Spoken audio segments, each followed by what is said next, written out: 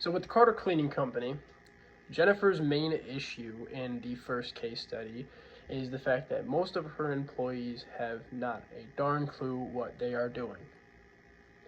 This is because she left out a very crucial thing to all workplaces, especially if you're new: job descriptions. Every single place of employment has one, even the smallest mom and pop shops. They all have sort of a introduction to what the job is, most of the time before you actually start work. It could be part of the onboarding process and even the application process in itself. But it's very important for a workplace to function. Now, developing the job descriptions, being straightforward is always extraordinarily important. You need to be as clear and concise as possible, and letting that person know what they need to do and what they are expected to do and how they are expected to do it. This mitigates confusion and also the question of what am I supposed to be doing and how am I supposed to be doing it. And it also prevents tasks from being incomplete. This is a huge problem in some workspaces because the job descriptions aren't very detailed and descriptive when it comes to what they are expected to do. I've had a couple jobs that were that way, and whenever I brought forth the question of like, hey, is this a part of my job description or what is my job description? The answer was usually unclear, and I ended up not knowing what I was doing. I had to be trained separately, which causes even more confusion and it wastes time in a workplace. Like I was saying, the proper procedure is quite important, so the things are done quickly and efficiently. And most importantly, out of all those things, that it's done safe, because there are a lot of laws that say you cannot do a task for an employer unless you are provided the correct safety equipment to do it. This comes in a lot of fast food places, like working around a fryer or working with a panini press, because those are about 500 degrees and you need very special gloves to clean them, as well as a special cleaning solution, which workplaces are obligated to supply you in order for you to clean those. So the format and final form of a store manager's job description, they are out to help the employees, and they are to equip the employees with what they need to know in order to perform their jobs efficiently. They're also there to protect the employees as well, especially when it's concerning safety, like cleaning grills and working around fryers. They are to equip the employees with the proper knowledge and etiquette so that they may remain unharmed and they're able to do their jobs. It is very practical to specify standards and procedures in the body of the job description rather than it being separate. Because if you're submitting an application, you're going to want to know exactly what you're doing. Because if I was applying for a ice arena position, I would think if I applied to the concession stand, I'd just be working the concession stand.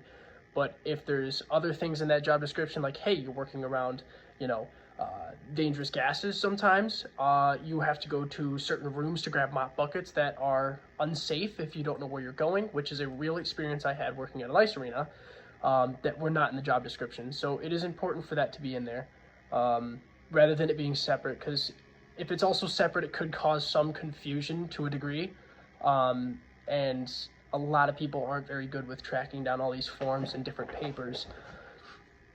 So with collecting the information on certain job descriptions, I would heavily advise store managers and people who are in charge, and especially HR managers, to kind of get a feel for those jobs, like kind of do them, or closely watch and interview someone who's already been doing the job for a while, and really get a feel for how it is and what they do, because that will provide the best way to, compile the information and be straightforward with it, kind of summarize the job after watching it happen. And I would say, like I said, the store manager's job description, like the question asks, they are to equip the employees and to make sure that everything is done flush and efficient. And I think this certain case study is very important for all businesses to understand, especially HR departments, because confusion in a workplace can cause huge safety issues and concerns, and it can also cause the business to fail in some areas, especially if the job descriptions are not explicitly mentioning certain things. Okay, so now we shift our focus towards a company called Apex. As the textbook states, they have a huge problem with employees deciding they would like to do things on their own accord and the way they want to do it, and sort of improvising in a way. I've had a couple jobs that were like this. Actually, most recently, the pizzeria that I worked at. A lot of things weren't explicitly stated or we weren't trained on. So every time we were caught improvising or doing something that we thought was right, we were usually scolded for it. And 9 times out of 10, we lost money for it. Similar thing going on here. Apex's training process is terrible. There's no real format or formal procedure. There's no written manuals to refer to. And it seems, it's stated that old employees trained the new guys. And then if an old employee didn't overlap at the time someone was being hired, people who occasionally worked or occasionally filled in trained them. And that's pretty terrible. That's not good, because you have varying experiences with everybody, and there's no real written format to how it goes. So when people who barely fill in and barely work try to train somebody, it's like the blind leading the blind. And that's not a good way to do it. It's actually terrible.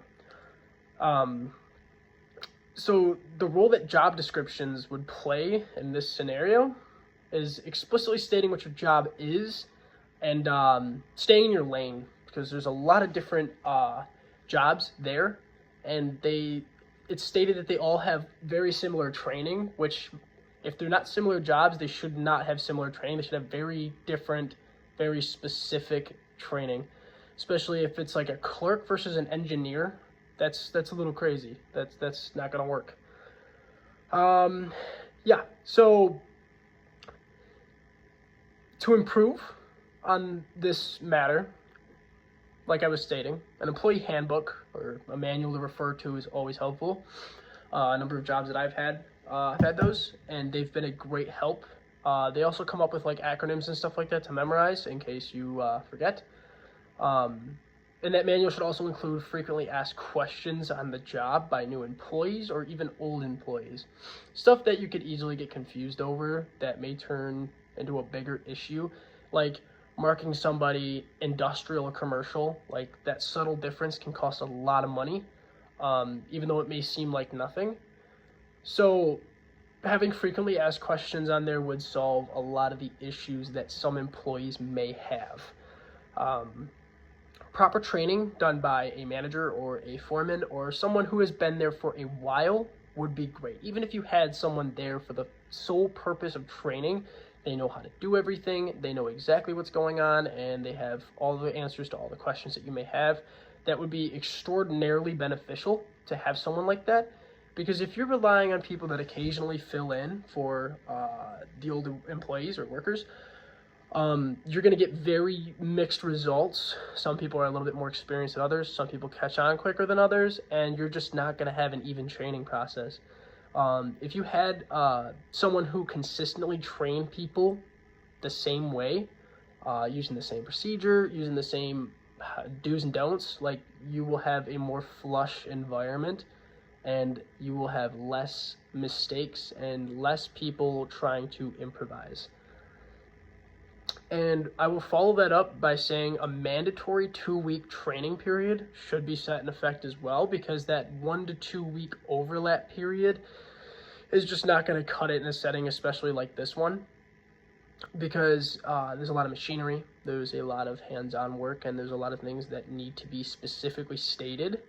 So that stuff may fall through the cracks if you have a 1 to 2 week overlap period where you're rushing this information in by the time that other person leaves.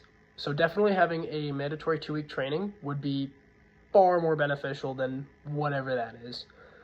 And then finally, stress the importance of following procedure.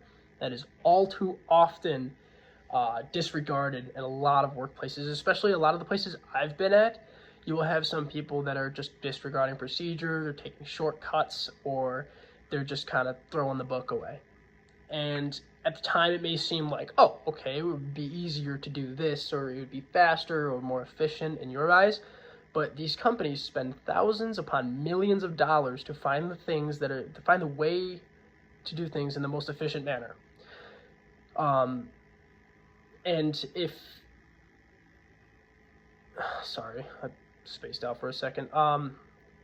Yeah, anyways, following procedure is very important because it may not seem important to you, but millions of dollars have been put into this to make sure that it is as efficient as possible. Sorry. So it may seem like just boring procedure to you, and you may find other ways to do it. The way you are doing it that is described in that notebook or that book is the best way to do it, because there has been funded research most likely behind it. So yeah, those are my fixes for Apex, because based on this example and this case study, they are doing it all wrong, and it is terrible. I would not work there. But yeah, so far in these lessons, I've gotten really in touch with my HR side, and seeing how I've had different places of employment. I see a lot of them in these, a lot of the do's and don'ts, and a lot of these examples I resonate with because I've dealt with. My father's also an director of HR at Samsung, so it's kind of a family thing too. But I like seeing examples like this one where it's all just going terribly, and they're just the easiest questions of how you'd fix them. It's pretty straightforward actually. But yeah, I really enjoyed the class, and I appreciate your time. And I'm looking forward to maybe seeing you in the future. Thank you.